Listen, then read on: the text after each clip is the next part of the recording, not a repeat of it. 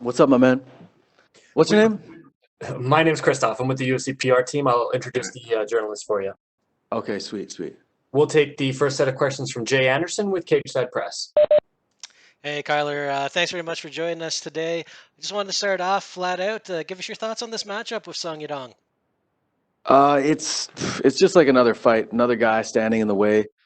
Um, I'm still gonna just go out there and perform and do the best that I can, and I know that when it's time to shine, it's gonna be mine.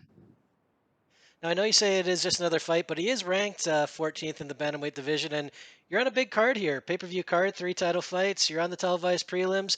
Does that motivate you more to go out and make a big statement, knowing that more eyes are going to be on it, and potentially this fight could land you in the rankings? I mean, yes and no.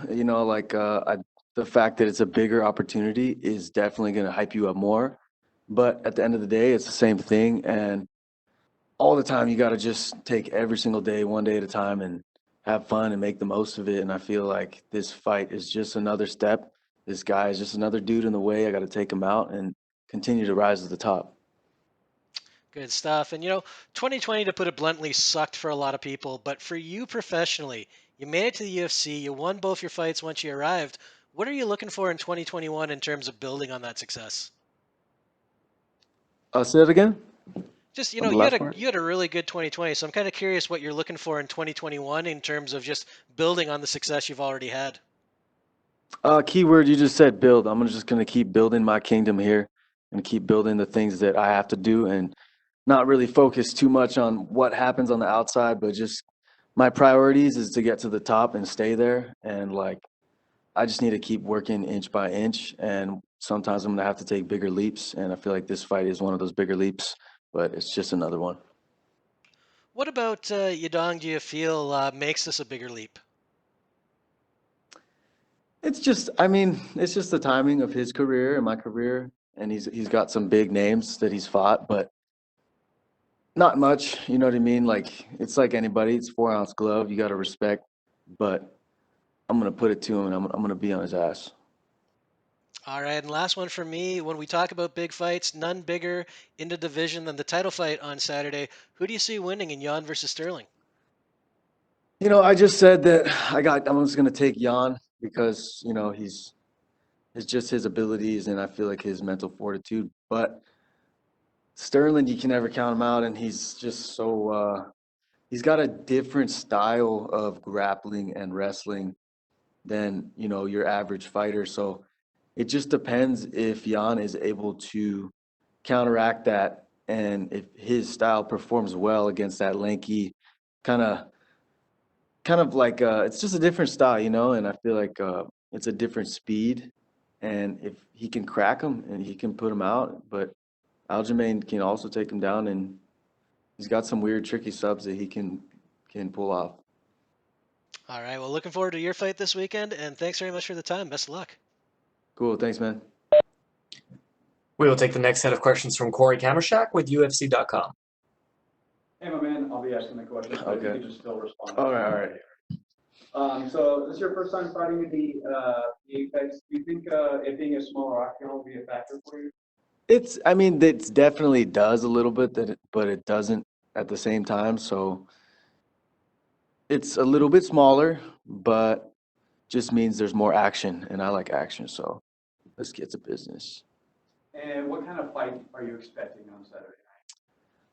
I'm thinking about a firefight, but I'm also thinking a technical fight. I'm thinking of a multi-dimensional fight, my type of fight. That's the Matrix fight is the one that's, I'm gonna be on him and I'm gonna take him to different levels. I'm gonna, bring him to the sea with me, see if he can swim, and then take him on the mountains. You got some balance. Can you play this game with me? He's gonna be playing my game.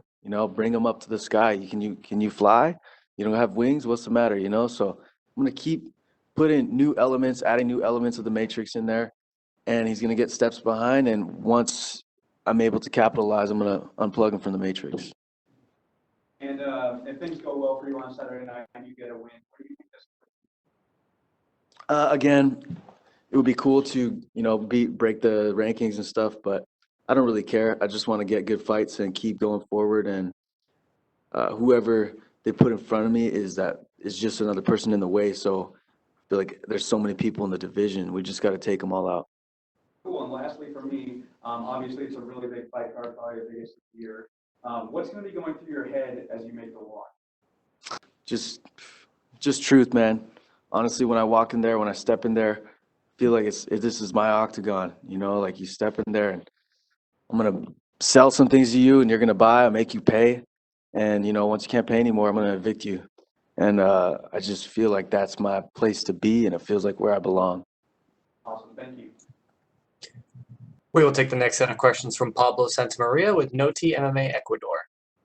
Hi, Kyler. Can you hear me? Yeah. Okay, the first thing I want to ask you is how do you feel of being fighting in such a competitive division in the UFC? It feels great. It feels alive. I feel more livelihood because it's a more stacked division. And that being said, it's just more competitive. And when it comes down to business, I do it best. So I'm gonna just keep taking what I have and moving forward. And I just can't wait. For sure. You train in MMA Lab, so training with good fighters like Benson Henderson or Sean O'Malley, what do you learn from those fighters? Maniac McGee. For sure. Yeah, no, I'm learning a lot, man. It's not just learning, it's just having fun too. You know, we go out there and like every day in training, it's a blast and it's a good balance that we get. We get serious when it comes down in time to work hard, we work hard. But also when it's time to have fun, we just enjoy the moment and, you know, take the patience that it needs to do what we have to do, but also, you know, going out there and playing the game. For sure. How do you see playing this fight against Song Yadong? Do you see a striking war or a more technical fight? I see a technical fight, but I also see first round, second, third round. I'm a type of fighter that has so many different skill set, and I'm gonna bring a big toolbox with me. So, and all those tools are sharp. So it depends how he wants it. You know, however I want to serve it up. I'm gonna bring a 7-course meal. You know what I mean? And he's gonna bring maybe a couple dishes, but I got a 7-course meal, and it's 5-star. So some high quality stuff out there. Okay, and the last one for me. If you get the victory over Song Yadong, would you like to call someone out? We'll see. Yeah, we'll see. Okay, thank you very much, Kyler, and good luck on the fight. Thank you. Thank you so much, Kyler. That is all the time we had for you, sir. We appreciate it.